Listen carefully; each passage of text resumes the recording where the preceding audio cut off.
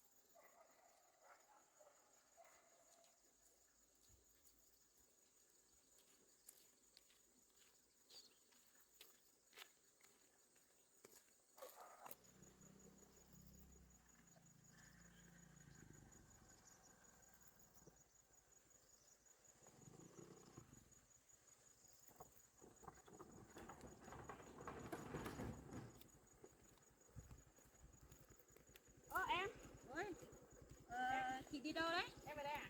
Vâng. Thế em ở nhà về á? Vâng, em ở nhà về. Thế à? Chị cũng À, đang bảo là đi nhờ người ta gọi cái số điện thoại cho em ấy, xem có thấy mẹ ở đấy không. vâng, thì hôm qua thấy mẹ đi với nhà đến nhà em rồi, xong rồi Mẹ đi đến nhà em rồi gì? vâng, em mới lên bảo chị thế này. À, Thế hôm qua mẹ ra đi rồi thấy mẹ tức lắm, rồi. không biết thế nào ấy, xong là thấy mẹ nói bảo là bảo em ấy về là đuổi chị đi. Thế Thế à? là em nghĩ hôm trước thì hai chị em mình đã nói thỏa thuận rồi, Vâng, bảo là ly hôn thì mình đã dẫu không cho mẹ biết. Thế là vâng. bây giờ thấy mẹ đã tức giận lắm. Thế Ờ, thì em ạ, câu chuyện nó như thế này. Thế thì em đến đây thì chị cũng rất là mừng rồi. Hôm qua chị bảo đi tìm mẹ, nhưng mà chị nghĩ là không biết là mẹ đi vào làng hay đi xem vườn gì đấy, nhưng mà cuối cùng không thấy mẹ về thì chị chỉ nghĩ là có khi là mẹ đi xuống nhà em thôi. vâng, mẹ đi tìm em mà thấy nói bảo là ừm, bảo em về đuổi chị đi. Thế là em nghĩ như thế là cũng không được, bởi vì Vâng, là cái nhà này là nhà của chị đã vâng, chuộc về rồi thì bây giờ là nhà của chị. đúng Em rồi. nghĩ là đuổi chị đi cũng không được, bởi vì đấy là nhà của chị. Vâng. Thế thì câu chuyện nó là cũng dài lắm em ạ. Thế thì em Vâng. đã đến đây rồi thì lên nhà đi. Thôi em không lên nữa, có chuyện gì chị em mình nói ở đây được. Bởi vì mẹ ở nhà cũng lúc nãy cũng đòi về, xong Thế rồi à? em nói đùa bảo đi ra quán, thế là vội chạy vào trong này gặp chị, Vâng, báo với chị bảo mẹ ngoài. vâng. Chị Sợ cũng đang bảo là thôi thì xót ruột quá, không chưa làm được cái việc gì đâu, đang bảo lấy cái đi gọi đi nhờ gọi điện cho em, nhưng mà mai có gặp em ở đây. vâng, sợ Chị cũng đang sửa nhà thợ, hôm nay cũng nghỉ. vâng, Vâng, thì đang sửa cái nhà dở dang thì cũng bụi lắm. vâng. Vâng, Em định không vào rồi nhưng mà sợ tí chị lại lo và mẹ đi vâng, đâu chị không biết. Em cũng chạy vào báo với chị như thế. vâng. Thế thì mẹ ra ngoài nhà xong tức giận lắm này. Tức giận lắm, xong cũng thấy nói bảo là nhà chị đang sửa nhà nữa, xong rồi bảo là em vào hộ mẹ đuổi chị đi. Thế em nghĩ đấy là nhà của chị rồi. Đuổi đi như thế cũng không hợp lý, đấy là đuổi đi là đấy là sai rồi. Vâng. Ngồi đi em ơi. Vâng, đỡ mỏi rồi. Buồn lắm em ạ. Dạ. Rồi Biết chả làm biết thế nào thì mẹ ông ấy có chấp mẹ, em cũng biết tính của mẹ rồi. Em ạ, bây giờ chị cũng kể từ đầu đuôi cho em nghe nhé. vâng, Thì thực tế là không phải chị mà đuổi mẹ thế này thế kia đâu, nhưng vâng, mà thì chị cũng thở đang sửa sang cái nhà đấy thì em cũng biết tính mẹ rồi. Thì từ trước ấy thì anh trai em đi làm ấy thì cái nhà nó cũng xuống cấp nhiều rồi ấy, vâng, thì ở nhà với mẹ thì chị muốn sửa sang cái nhà rồi làm cho nó sạch sẽ tí, nhưng mà mẹ không cho chị động vào cái gì bà cũng bảo là của bà hết. Chị không có con rồi là không có quyền gì, thì lúc đấy chị cũng không dám động vào cái gì cả. Thì bây giờ chị chuộc về rồi thì chị cũng sửa sang cái nhà thì chị cũng đi hái lá tre cái thứ để mà lấy tiền để trả thợ, nhưng mà bây giờ mẹ cứ đòi tiền này nọ, chị chưa kịp cho là bà khùng lên đấy. Cho nên là cũng nhiều cái khó khăn bà. Nhưng mà chị nghĩ thì người già người ta cũng muốn kiểu là có một chút tiền để riêng này nọ ấy, thì cái đấy chị cũng hiểu thôi, nhưng mà mẹ vẫn có tiền mà. Trước đây em cũng cho với lại chú Toàn công an ấy, đợt đấy thì cũng cái hoàn cảnh của chị như thế thì cũng cho vay tiền cái thứ rồi chuộc nhà ấy. Thì cái hôm ấy chú về chú cũng cho bà 500, xong với lại trước đây thỉnh thoảng bà cũng lấy của chị ấy, thì chắc cũng có tiền, có khoảng tầm 2-3 triệu gì đấy. Nhưng mà mẹ kiểu là đợt trước khi uống rượu ấy thì mẹ hay đi mua rượu, thì không biết là còn nhiều còn ít thì chị không nắm được, nhưng mà chắc cũng còn một ít. Bây giờ bà cũng uống rượu rồi thì tiền bà cũng không làm gì đâu mà. Thì chị cũng nghĩ là sau khi chị sửa sang nhà xong ấy thì chị đi bán hàng được các thứ thì chị vẫn đi bán hàng được thì chị vẫn đưa cho bà một ít để bà để riêng. Nhưng mà cũng sửa cái nhà chưa kịp xong thì cũng chưa có tiền đưa bà ấy. Thì hôm qua chị đi hái lá tre bán về, chị cũng đi về tối, đi bán xa xong cũng về tối thì về xong có khách nữa. Chị cũng không nói dấu gì em đâu, thì có cái anh địa chính trước đây ấy thì làm đất đai ấy, thì cũng nói thật với em thì bây giờ thì em cũng biết là chị cũng đã ly hôn với anh trai em rồi, thì bây giờ cũng chị cũng là một người không có chồng, cũng kể cả đi nói chuyện với ai thì cái đấy thì chắc chắn thì nó cũng không phạm pháp gì đâu. Đấy thì cái đấy là quyền riêng tư của chị thôi, chị cũng không muốn nói dấu em gì cả. Thì lúc về ấy thì đi bán ấy thì anh Hướng, anh cũng gặp anh Hướng ở dưới đường, thì anh Hướng bảo là mình bán trong làng thì kiểu giá thấp ấy, xong là anh đưa đi đến bán cái ở trong xưởng kia thì nó được giá cao hơn. Thì chị ra kia đúng có cái xưởng lá to thật, chị đi bán xong về tối này anh Hướng đưa chị về đến nhà, xong là mẹ cứ đòi tiền rồi chửi linh tinh, xong là chị mất mặt quá. Xong là hôm sau là chị đi lấy lá chuối để cho cá ấy, xong mẹ xuống dưới kia mẹ đòi tiền, chị cũng quên, chị chưa chưa kịp cho. Tối nay chị không cho, hôm sau chị cũng quên chưa được kịp cho, thế là thấy mẹ ngồi ở bếp kia mặn đen xì, xong chị hỏi bà không nói gì, xong chị đi lấy lá chuối cho cá, thì đi đến dưới đang lấy thì bà xuống dưới kia bà hỏi, xong bà chửi, bà nói này nói kia, xong bắt đầu là ý bà đòi tiền, không chị bảo tí nữa về chị phải cho. Xong là thấy mẹ làm căng quá, xong chị bảo thôi bây giờ giấu bà thì cũng giấu mãi cũng không được, trước sau mẹ cũng biết đấy. Đấy thì chị suy nghĩ kỹ rồi chị quyết định nói cho mẹ biết. Thế là chị nói ra thì mẹ sốc, xong là mẹ đuổi chị chứ, đuổi chị xong chửi chị nhiều lắm, không chị cũng chả chấp tính của mẹ đâu. Xong bắt đầu là chị cũng bảo là thôi thì mẹ hãy chấp nhận đi, bây giờ chuyện này thì trước sau mẹ không biết thôi. Đấy thì cũng muốn giấu mẹ mãi được. Thì nói xong bà không chịu được, xong bà đuổi chị, xong chị chửi chị thế này thế kia, xong là lúc đấy chị cũng thấy mẹ nói bảo là không tin chị thế này thế kia, chị mẹ sẽ đi hỏi hỏi em ấy. Đấy thế thì chị cái lúc chị đi sang bên ao đi lấy cỏ cho cá về ấy, thì không thấy mẹ thì chị cũng nghĩ trong bụng chắc chắn mẹ sẽ đi nhà em rồi. Đấy thì đấy em cũng nghĩ thấy là mẹ đi đến kia thấy mẹ vâng tức lắm, vâng không ngờ là mẹ ở nhà thì với chị, đối với sự với chị như là như thế.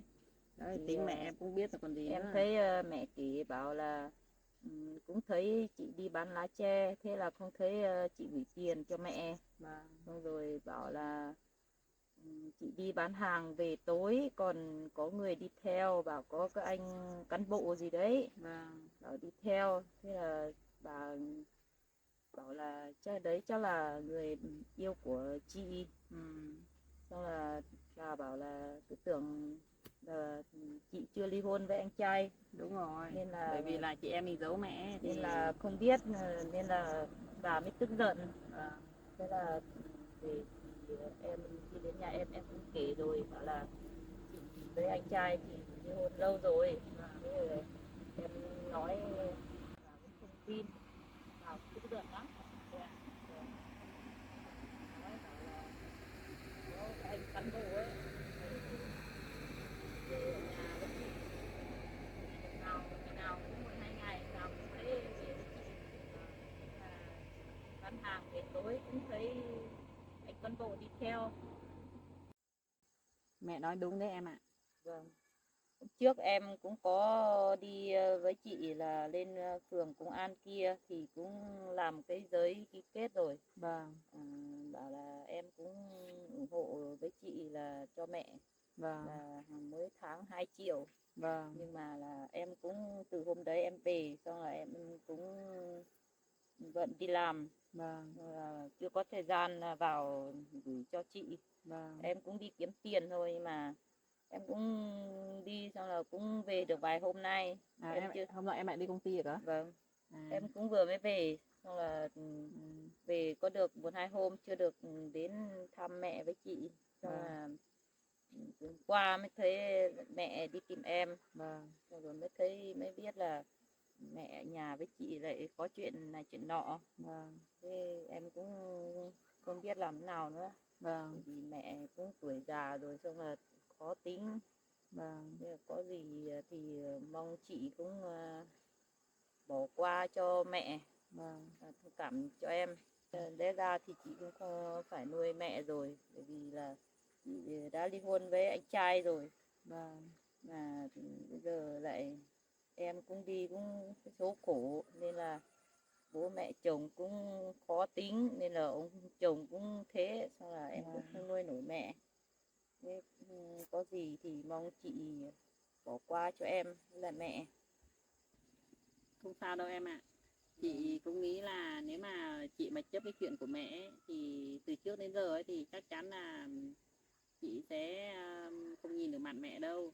Nhưng mà thôi thì mình cũng là con người am hiểu, cho nên là không chấp tính mẹ làm gì đâu. Đấy, thì em cứ yên tâm đi. Qua là bây giờ có cái thì bây giờ nói thế nào để cho mẹ nghe, cho mẹ chấp nhận những cái chuyện bảo là chị ly hôn với lại anh trai em thôi. Để cho khi nào mà mẹ bình tĩnh lại thì mẹ chấp nhận cái chuyện đấy thì chắc là dần dần mẹ sẽ ổn thôi. Vâng. Hôm qua thấy mẹ đi, thấy mẹ nói như thế, thấy mẹ tức giận lắm. Chắc là mẹ nghe biết được là anh trai với chị ly hôn nên là thấy là như kiểu sốc đấy. Đúng rồi. Xong rồi thấy nói thấy tức giận lắm. Thế hôm nọ cho nên hôm nọ mẹ đang ốm yếu ấy, cho nên chị cũng không dám nói. Và hôm nọ em không biết đâu, hôm nọ mẹ lại ốm mà. Hôm nọ vừa rồi này mẹ vừa ốm, xong là chị còn đi tìm người. Mẹ bảo ngày xưa lúc chị chưa về làm dâu ấy, xong là mẹ ốm, xong là đi tìm người bị bói ấy. Bói cúng, xong là mẹ khỏi, xong hôm nọ mẹ cũng thấy yếu quá, xong mẹ thấy mẹ bảo là bảo chị đi tìm thầy về cúng. Thế là hôm nọ tìm thầy về cúng thì mẹ lại đưa dạo này thấy mẹ khỏe khỏe. Hôm qua thấy Cậu mới mẹ uống thuốc nữa. thấy mẹ tức giận như thế, nhưng mà chỉ là chắc là tức giận trong lúc nghe thấy chuyện, biết chuyện là chị với anh trai ly hôn thôi. Mà mẹ vẫn bình thường nhỉ? Vâng, vẫn bình thường mà. Sáng nay thì hình như là mẹ lại muốn về nhà với chị. Nhưng mà cuối cùng là em ngăn lại. Em bảo là cứ ở lại đã, xong rồi em đến gặp chị thì xem thế nào, có phải là chị đuổi đi hay là mẹ khác đi, mà như thế nào thì em mới vào gặp chị. Bây giờ chị nói với em thế này nhé, thì chắc chắn là mẹ sẽ đi kể với em là chị đuổi mẹ rồi đúng không? Vâng. Đấy, thì chắc chắn là em cũng không tin lời mẹ nói đâu, nhưng mà chị nói thật với em ấy thì chị cũng có nói là bây giờ là chị với lại anh trai của em ấy là ly hôn rồi. Nếu mà theo về pháp luật đấy, thì nếu mà nói về gọi là mẹ con thì nó cũng không đúng. Thì chị cũng bảo là thôi thì mình nói như thế để cho mẹ quen dần, để mẹ không nghĩ là mình vẫn còn dâu của mẹ. Thì cho mẹ gọi là bác cháu thì cho mẹ quen dần đi. Đấy, chị cũng ý của chị là như thế. Thì nhưng mà mẹ thấy lúc đấy thấy bà tức giận lắm, nhưng mà chị cũng không có cách nào để mà thuyết phục bà nữa, chị cũng đành phải nói như thế thôi. Không biết là bà đi bà kể cho em như thế nào thì chị cũng không biết. Thấy mẹ kỷ bảo là chị cứ bảo mẹ bảo là lấy chị gọi bằng cháu. Thì lấy sao là lấy cháu thì lấy chị gọi mẹ thì gọi bằng bác. Thế mẹ kỷ như thế. Đúng rồi. Đấy ra thì cũng gọi như thế thì cũng đúng thôi. Bởi vì bây giờ là chị với anh trai em thì cũng đã ly hôn rồi. Cũng không phải là như hai hai vợ chồng với nhau rồi, bây giờ đã bỏ nhau rồi thì gọi như thế thì cũng đúng thôi. Bây giờ bà không chấp nhận thì bây giờ hai chị em mình đã thật thì bây giờ chị cũng không biết nói với ai nữa. Thì chỗ hai chị em mình thì tuy nhiên thì không phải chị em gọi là chị dâu như trước đây nữa, nhưng mà mình vẫn coi chị em mình vẫn là coi chị em, nói thật là như thế. Và thì có gì thì bây giờ vẫn còn có mẹ nữa, thì bây giờ nếu mà chị thì chị không đuổi mẹ gì đâu, nhưng mà chẳng qua là mình muốn cho mẹ biết cái chuyện này cho nó sự thật đấy. Không thì lúc nào cũng thì chị thì sau này nhớ đâu là chị có khách này khách kia đến thì mẹ vẫn nghĩ là mình là con dâu, nhưng mà làm như thế thì không đúng. Thì hôm trước thì mình chưa nói cho mẹ biết, thì mẹ nói như thế thì cũng không có gì sai đâu, bởi vì là thấy có một người đàn ông đến thì mẹ nghĩ là mình vẫn con dâu phải không. Thì con trai không ở nhà nữa thì mình lại đưa người này người kia đến nhà chơi, thế thì mẹ chửi thì nói thì mình cũng thông cảm cho mẹ thôi. Đấy là, nhưng mà cũng tại chị em mình cũng chưa dám cho nói cho mẹ biết, thì cái chuyện đấy thì chị cũng không giận bà cái gì đâu. Vâng, thì bây giờ mình cố gắng nói cho mẹ biết rồi, bây giờ mình cũng thấy nhẹ người rồi. Mẹ không biết rõ, không biết là chị với anh trai ly hôn nên là cứ nghĩ bảo là vẫn là con dâu của con bà. dâu thôi, nên Vâng, là bà bà phải giữ nghĩ thế là đúng. là có người lạ về bà phải giữ. Vâng, giữ thì đúng Nên thôi. là bà mới nói như thế. Vâng. Nên là mong chị thông cảm mà bỏ qua cho mẹ. Không sao đâu em ạ. Vâng. Dạ, Vâng. em cũng biết chị là người tốt, nên là một người phụ nữ sống độc thân thì cũng khổ lắm. Em cũng hiểu một vấn đề là như thế. Em cũng là người phụ nữ nên là cũng không có một người chồng thì cũng khổ. Tất cả là chuyện cái gia đình tan nát thì cũng tại vì anh trai. Bởi vì anh trai cũng không tốt nên là gia đình mới tan nát như thế, thì mới cho mẹ khổ với lại cả chị nữa mới khổ như thế. Thế chị là người tốt, chị cũng xem thế nào thì có ai thì tốt với mình thì chị thích nhau hợp nhau thì chị cứ tìm hiểu là ấy lấy nhau thì cũng được. Nên là bởi vì bây giờ anh trai tiếp chắc cũng không quay về rồi, cũng đã ly hôn rồi thì bây giờ cũng tùy chị thôi, chị đi tìm ai thì thích ai kết ai thì em cũng không cấm nữa. Bởi vì mẹ thì tức giận nói như thế thôi, nhưng mà bởi vì mẹ không hiểu. Dần dần sau này em sẽ nói với mẹ nên là mẹ sẽ hiểu. Phận con gái không có chồng thì cũng không được, bởi vì không có chồng thì người ta cũng khinh. Nhưng mà sao chị là người tốt, chị cũng xem nào xem có ai người ta cũng tốt với mình thì chị thôi, chị thích kết ai thì kết, mà với ai lấy làm chồng cũng được. Thôi em ạ, bây giờ chị cũng xin cảm ơn tấm lòng của em đã hiểu cái hoàn cảnh cho chị. Thì tất cả thì cũng do cái số phận của chị thôi. Thì trước đây chị cũng đã nói rồi. Thì bây giờ em cũng đã hiểu cho chị như thế thì chị cảm thấy rất là cảm ơn em. Thì còn về phần mẹ ấy, thì chị cũng xin nói với em như thế này. Thì không biết là bây giờ mẹ cũng, nếu mà em nói được cho mẹ hiểu là bây giờ là chị không phải con dâu của mẹ nữa, thì cũng coi như kiểu là người ngoài thôi.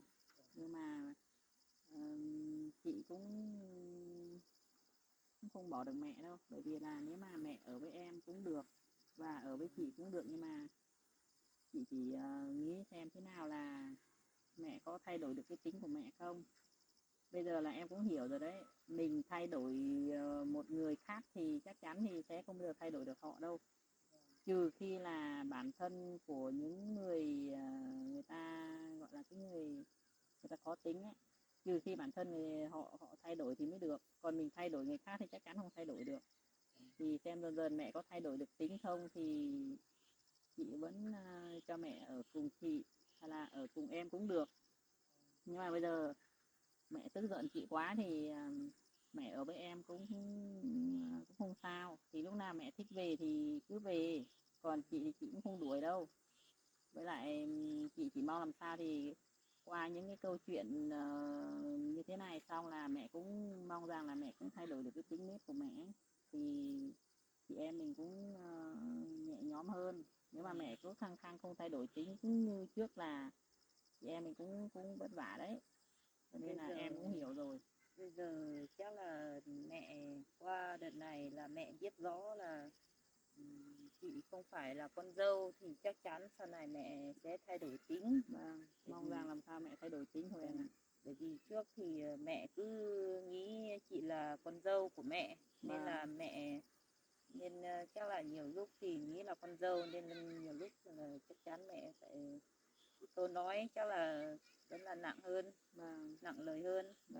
Thế thì mong làm sao là đợt này chị em mình sẽ nói nhẹ nhàng với mẹ, xong là cứ bảo mẹ dần thôi em ạ. Bây giờ mẹ có tuổi rồi, bây giờ thực ra thì chị có đôi lúc ấy, nếu mà mình thấy mẹ khó tính mình thật, mình muốn thế này thế kia với mẹ, nhưng mà cảm thấy có đôi lúc là vì cái lời nói của mẹ mà mình chấp mẹ thì mình sẽ bất hiếu và mình sẽ phạm phải tội lỗi, cho nên là chị cũng không dám nói gì, thà mình im thôi.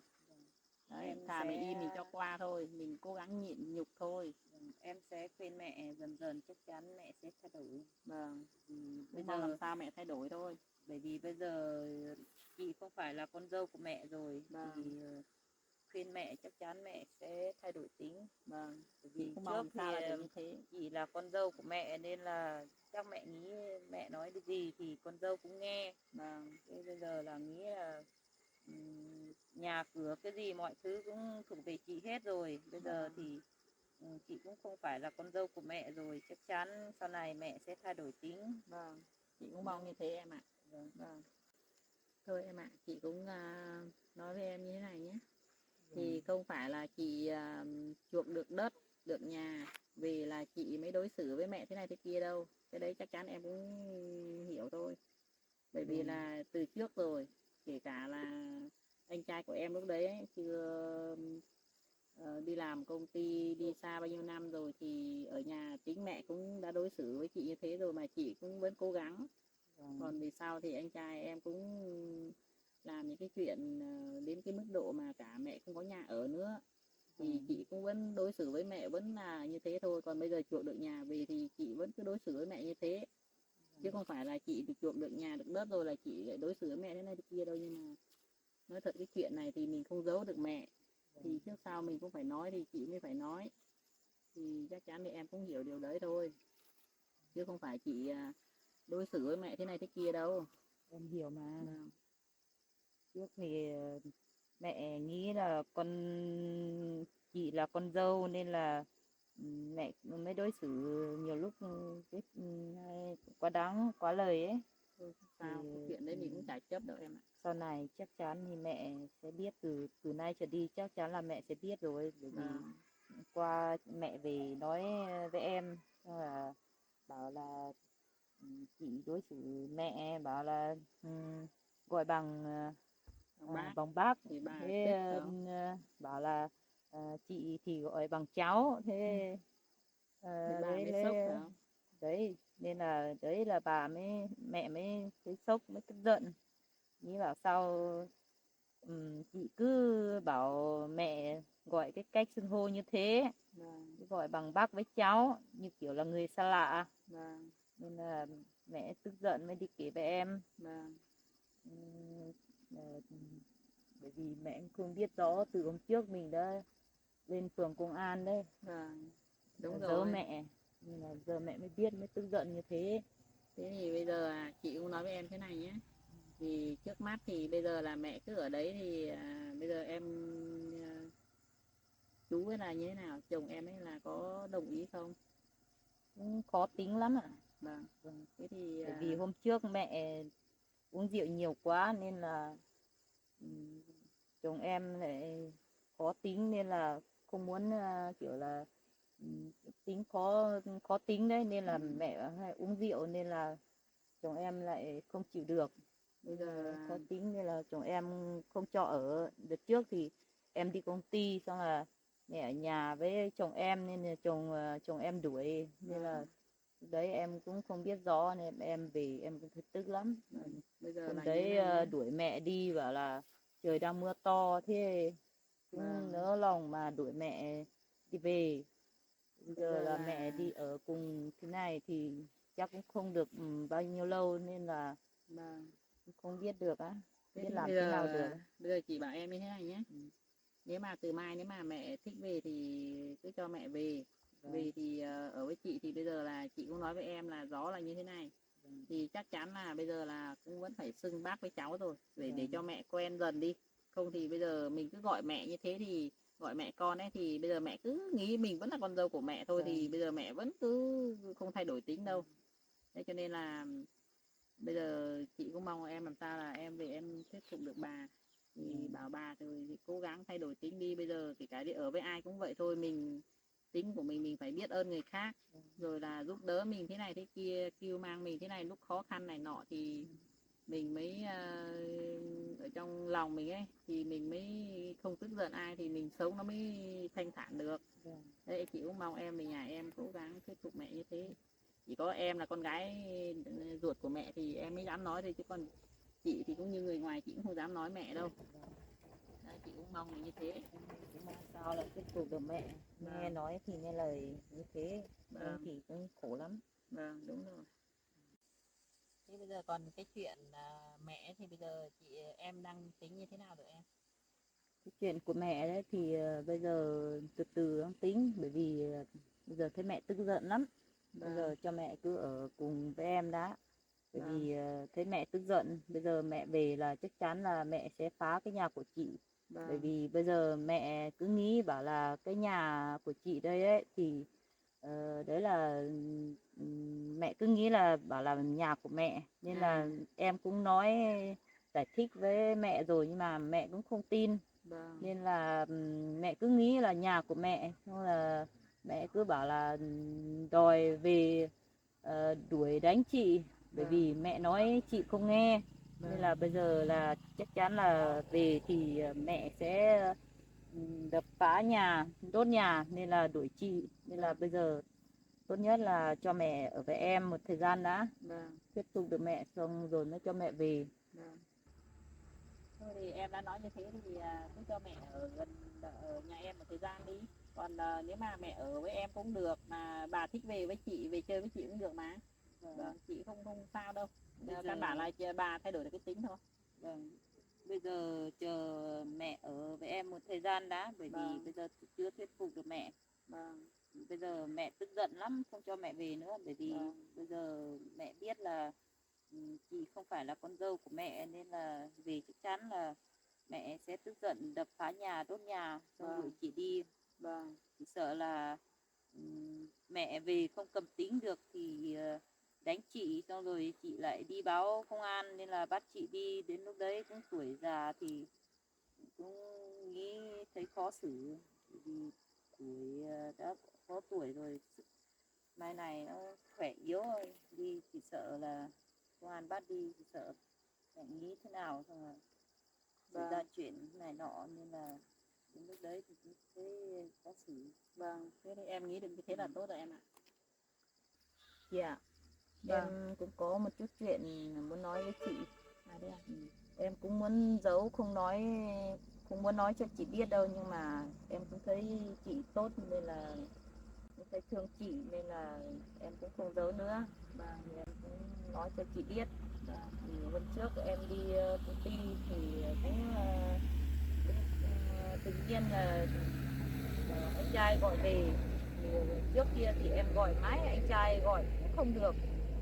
Hôm đấy là em đi làm, tự dưng là thế anh trai gọi về bảo là anh trai trước kia thì ở với chị ấy thì chị cũng không sinh con, không sinh được đứa con nào, nên là anh trai mới bán nhà bán nhà bán đất, nên là mới đi. Thì bây giờ anh trai lấy vợ khác rồi, bây giờ có con rồi. Anh trai lấy số tiền đấy thì đi mua nhà rồi, làm được nhà cửa hết rồi. Bây giờ anh trai chắc là cũng không về nữa. Do anh trai bảo em là ở nhà phụ chị chăm sóc mẹ. Thì em cũng thấy tức quá thì em cũng chửi với anh trai. Nên là anh trai bảo là anh cũng đi rồi, anh biết là anh có lỗi, nhưng mà là bảo là tại chị là cũng không sinh được đứa con nào nên là anh trai mới đi như thế. Nên là em biết là anh trai đi như thế là quá láo rồi, bỏ mẹ đi với lại bán hết nhà cửa đất nhà là mới đi, sao là không để cho mẹ. Nên là bây giờ mới cho mẹ khổ như thế. Bây giờ nhà cửa gì cũng chị khắc chuộc về thì đấy là của chị rồi. Bây giờ mẹ thì lại đi ở với em thì cũng chồng em cũng khó tính. Bây giờ không biết là sau này anh trai có về đón hay không thì em cũng không biết được. Vâng.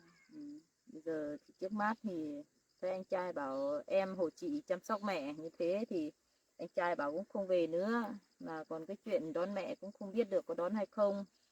Vâng. Em cũng thấy tức lắm, bởi vì anh trai thì có cái tính xấu thì mới làm như thế, mới khổ cho chị với lại cả mẹ, mới như thế, mới xảy ra chuyện như thế. Vâng. Thế thì em ạ, bây giờ chị nghe thấy cái chuyện này chị cũng thấy đau lòng lắm. Thật Vâng. sự là Em cũng không muốn nói cho chị biết đâu, nhưng mà chị em mình cũng nói chuyện từ nãy tới giờ, em cũng không muốn nói đâu, nhưng mà em cũng thấy thương chị lắm nên là em cũng không giấu nữa, em cũng không giấu với chị nữa thì em mới nói cho chị biết. vâng. Nên là mong sao chị cũng bỏ qua thôi, bởi vì cái chuyện đã qua rồi thì mong sao chị bỏ qua. Nên là cũng thấy anh trai nhắn bảo là xem chị muốn lấy ai thì lấy, Thế thì à? anh đã lấy vợ rồi, anh đã sinh có con rồi, Thế làm à? nhà rồi, có con rồi, nên là anh không về nữa. Thì cũng nhắn như thế, thì bây giờ thì tốt hơn là chị xem ai thích chị lấy chị thì đấy là việc của chị thôi. Vâng. Thôi chị ạ, chị đừng buồn nữa. Không biết là sau này anh trai lấy vợ thứ hai về không biết có tốt như chị hay không thì em cũng không biết. Em biết là chị là một người tốt, chị không với anh trai là không sống được với nhau thì em cũng thấy tiếc lắm chứ. Em chỉ muốn là chị mái chị dâu của em thôi, nhưng mà cái chuyện đã xảy ra như thế rồi, bây giờ thì cũng đã ly hôn trước rồi, thì bây giờ cũng cách đây cũng lâu rồi thì mới biết chuyện anh trai lấy vợ. Thì em cũng không biết là sau này anh trai có đón mẹ đi không, thì nếu đón mẹ đi không biết là chị dâu thứ hai có đối xử với mẹ không biết là có tốt như chị hay không, thì đến lúc đấy em không biết. Thì bây giờ thì em biết rằng là chị thì ly hôn với anh trai rồi thì chị vẫn đối xử với mẹ, nuôi được mẹ như thế. Thì bây giờ thì cũng đã có chuyện như thế rồi, em chả biết làm nào nữa. Chị mong sao chị đừng buồn. Nên là xem có ai tốt với chị thì chị cứ đi tiếp bước thứ hai, thì mong sao chị cũng sẽ hạnh phúc như hạnh phúc hơn sống với anh trai, bởi vì chị sống với anh trai là không được hạnh phúc rồi. Vâng. Sao Em chị ạ, lấy người khác là sẽ được hạnh phúc hơn. em ạ, chị cũng cảm ơn em. Nói chung thì cái câu chuyện này cũng không phải là chuyện vui đối với chị, nhưng mà cảm ơn em đã cho chị biết về sự thật về anh trai của em. Thì thôi thì chị cũng không trách gì anh trai em đâu, bởi vì là chắc là do duyên số chị với lại anh trai của em ấy thì không có duyên với nhau, cho nên là chị cũng không trách gì đâu.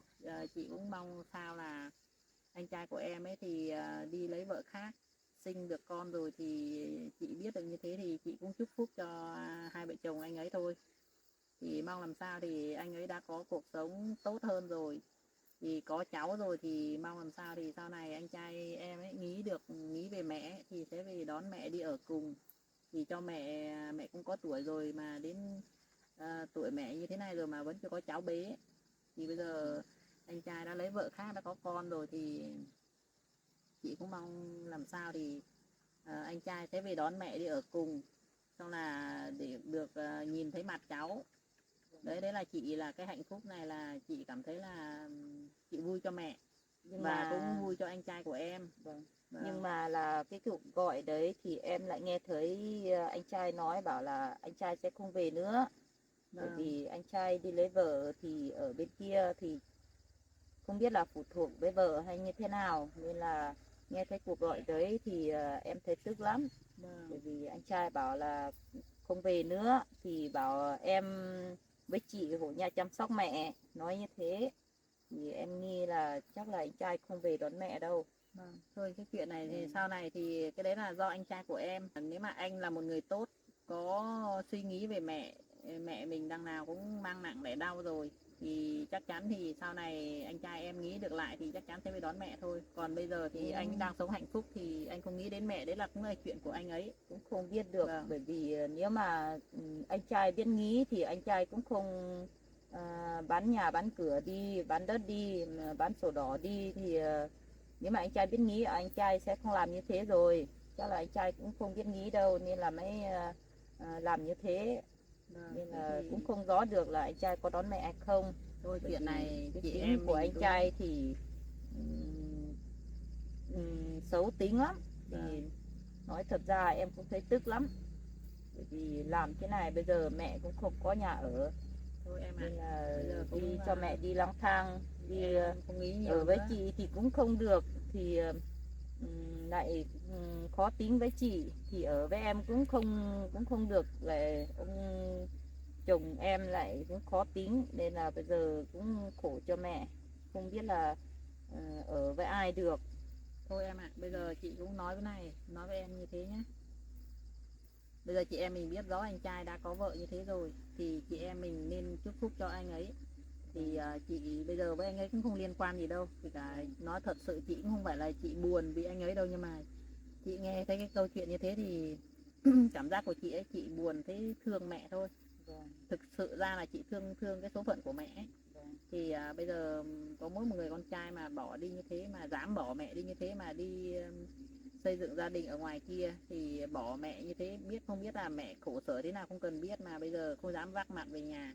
Vâng. Thì lại gửi lời cho em như thế thì đấy là do anh ấy nghĩ thôi. Còn bây giờ chị nói thật sự chị không có tâm trí nào để chị suy nghĩ cái chuyện đấy đâu em ạ. Cũng Nếu mà anh trai tốt tính ấy, thì anh trai khóc tự về đón mẹ đi rồi. Nhưng mà em cũng hỏi anh trai bảo là sao không về đón mẹ đi. Thế anh trai nói bảo là anh đã bán nhà, bán sổ đỏ hết rồi, thì bây giờ anh trai không dám về nữa. anh trai nói thế à? Vâng, bây giờ chắc là anh ấy, anh trai em ấy thì chắc là biết có lỗi rồi nên là không dám về.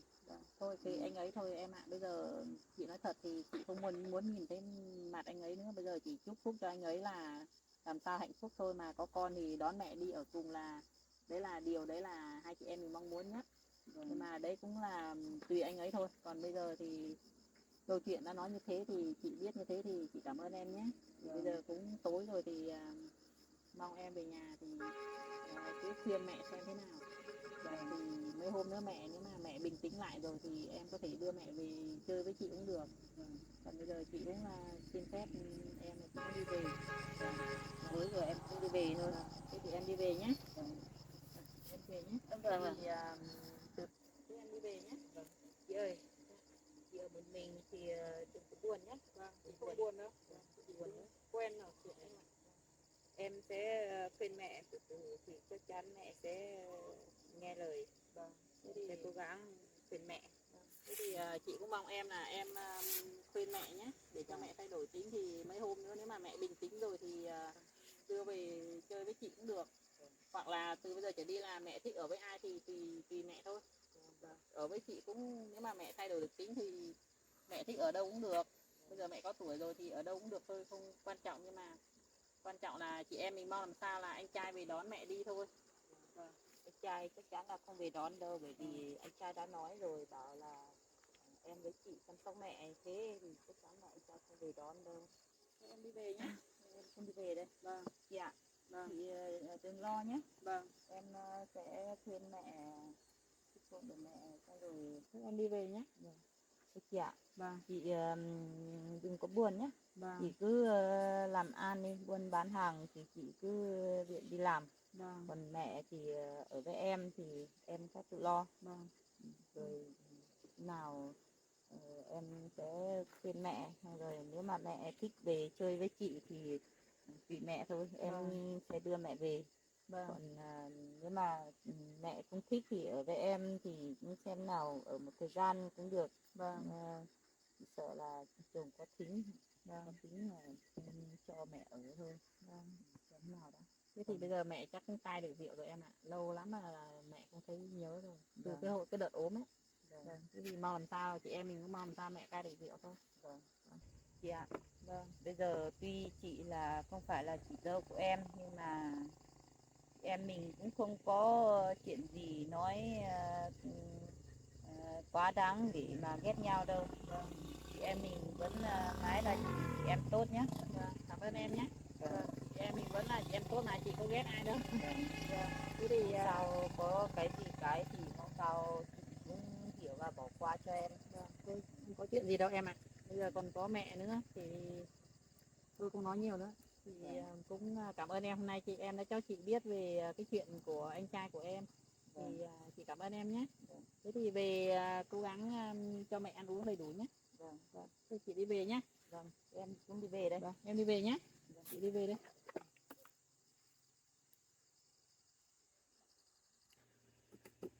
Em về nhé chị ơi. Đi ngay tối rồi.